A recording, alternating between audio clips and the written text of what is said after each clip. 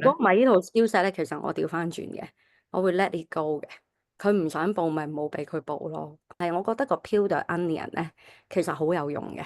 係啊，即係真係明咗佢入邊內心真正嘅問題。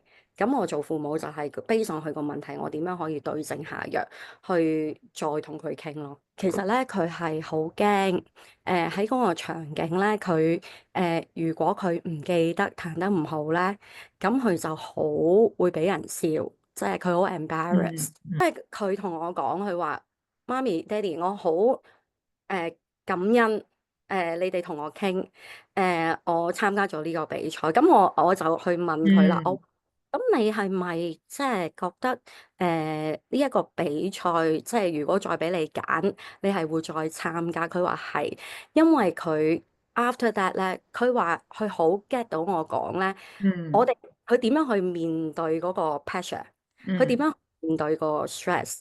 咁我亦都用咗你嘅 positive I message 啦。我話 Zachary，我好戥你開心，因嗯為你 embrace 咗自己個 fear，你參加咗呢一個比賽，而你亦都去感受到個快樂，標到自己嗰個信心啦。咁樣係啊，即係我亦都用咗你嗰句，I think you should feel proud of yourself。